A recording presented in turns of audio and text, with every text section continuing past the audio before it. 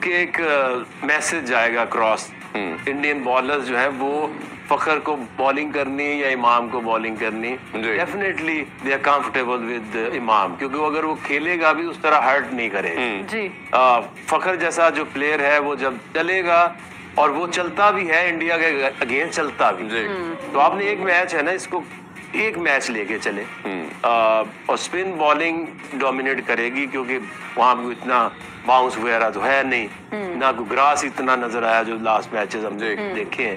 तो I think अपनी spin bowling को तगड़ा करें, उसामा मीर को टीम में लेके आए, फखर को वापस लेकर आए। इसका मतलब ये नहीं कि इमाम अब इस टूर्नामेंट से बाहर हो जाएगा। आपने देखना है कि कौन सी टीम के अगेंस्ट कौन से प्लेयर ज्यादा इफेक्टिव होगा।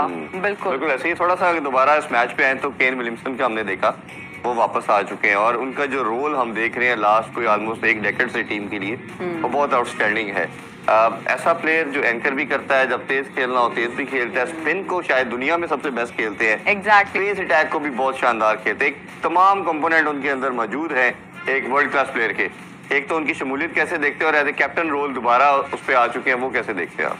Definitely I think most technically sound player, ये ऐसे प्लेयर होते हैं कि इनके, जब हम एज कोच पाकिस्तानी टीम के साथ भी थे तो हम देखते होते हैं कि बड़े बड़े प्लेयर्स जो हैं वो आपको इंडिकेशंस देते हैं। लेट्स से विराट कोहली है, अगर आपको पिच में थोड़ी सी सीम बॉलिंग है, आप आउट स्विंग कराएं, तो वो इंग्लैंड में अच्छी पिचेस के ऊपर वो ट्रैप भी हुए जी। लेकिन अब जब आप बाबर आजम जैसा बैट्समैन है, या केन विलियमसन जैसा बैट्समैन है, स्टीव स्मिथ जैसा बैट्समैन है, तो आपको वो ये नहीं देते क्लू कि जी यहाँ पे बॉल करें अर्ली ऑन, विकेट दे देंगे, क्योंकि टेक्निक बहुत साउंड है।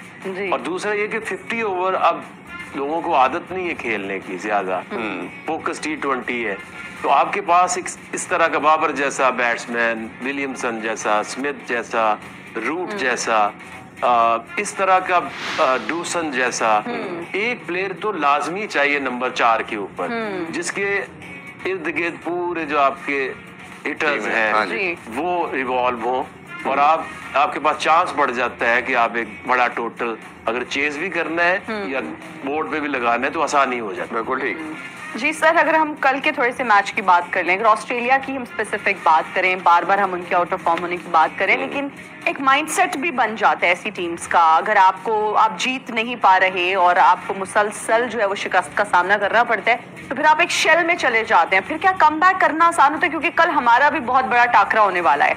और फिर अगर हम माइंडसेट की बात करते हैं ना, मेंटली हम पर बहुत ज्यादा प्रेशर होता है, और खुदा ना खास्ता अगर मैं वो कहना भी नहीं चाहती, खैर मैं लेकिन अगर कुछ ऐसे रिजल्ट्स आते हैं जो हम एक्सपेक्ट नहीं कर रहे, तो हमारी टीम को किस तरह से उसको जो है ना वो फाइट करना है मेंटली एंड इमोशनली, क्योंकि ये वर्ल्ड कप है। सिर्फ इंडिया के साथ अगर ऐड करता चलो कि अगर हम एशिया कप में जैसे हारे थे तो हम एक मेंटल ब्लॉक में चले गए, हमारी परफॉर्मेंस खराब होगी, like goes for India as well. अगर उनके साथ भी ये हो जाता है, और उनके जो अपने लोगों के साथ जो प्रॉब्लम हमने देखा, तो मेरा ख्याल है बहुत जाएगा। क्या कहना चाहेंगे? देखिए, एक चीज तो इसको मान के चलनी चाहिए कि एक मैच होगा, उसमें एक टीम ने हारना है, ये तो हो नहीं सकता दोनों जीत। उसमें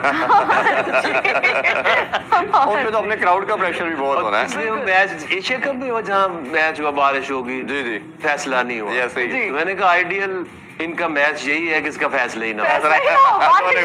लेकिन एक चीज ना मान के चलनी चाहिए। देखें, आज तक हम उनको 4-4 साल लगातार हम हराते थे 90s में, वर्ल्ड कप में जाते हार के आ जाते, ठीक है, तो हार को भी सामने रख के मैच खेलना चाहिए, और इसको एक्सेप्टेंस के लिए होनी चाहिए। मैं ये कहना नहीं चाह रही, ये कहना चाहिए। हम देखिए, चांसेस तो हमारे हाथ में, एंड ऑफ द डे तो गेम है, गेम है, पार्ट ऑफ गेम चली आ रही है। अगर आप साउथ अफ्रीकन, ये एक जो खौफ है वो क्या यार, हमने चलो डिसाइडर आ गया है ना, let's try and enjoy, forget about crossing the line, देख ली जाएगी, and let's give our best. और पाकिस्तान को भी ये जो ना हमने जीतना है, अबे जीत छोड़े ना, गेम को एंजॉय करें और अपनी बेस्ट करने की कोशिश करें। बिल्कुल, हमारे दिमाग में चीज रखें कि हम ये मैच हार भी सकते हैं। चले, हम ये हार भी सकते हैं। प्लान ए और प्लान बी जरूर होना चाहिए। बिल्कुल, हमारे साथ एक कॉलर है वारिस पराचा जड़ावाला से।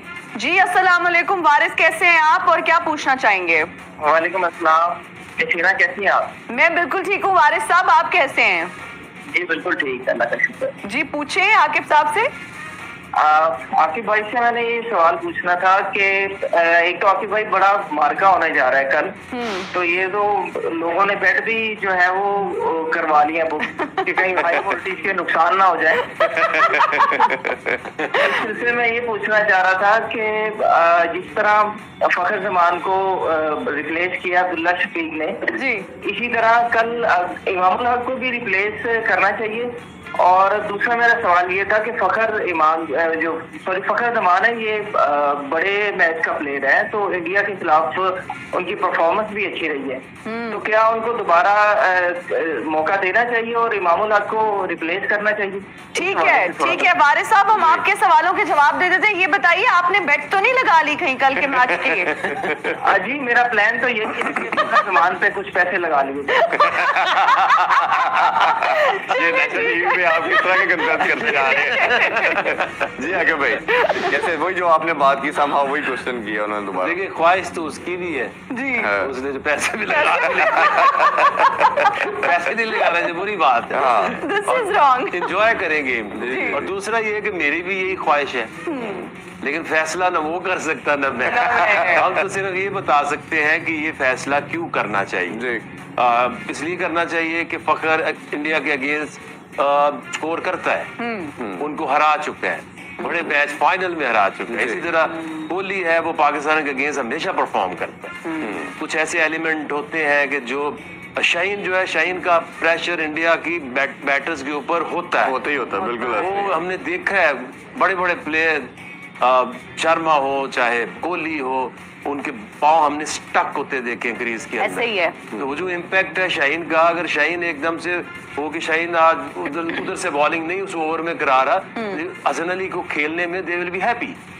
तो इसी तरह कुछ ऐसी चीजें हैं कि जो एलिमेंट आपको ज़हन में रखने चाहिए और अपनी बेस्ट से बेस्ट 11 मैच की सिचुएशन और टीम देख के खिलानी चाहिए। आखिर भाई, एक भारत को अगर आप बहुत क्लोजली देखें ना, इनको हराने का बहुत सिंपल एक फार्मूला है, वही सेम समहाउ हमारे लिए भी, बट इनके लिए ज्यादा में अप्लाई होता है। जितनी मर्जी अच्छी साइड हो, ये जितनी बैलेंस हो, अगर आप इन पे अटैकिंग क्रिकेट खेलें तो ये एकदम कोलैप्स करती हैं। और हमने अभी रिसेंटली टेस्ट चैंपियनशिप के फाइनल में भी देखा, ऑस्ट्रेलिया ने डोमिनेट किया और ये कोलैप्स कर गए, फाइनल हार गए।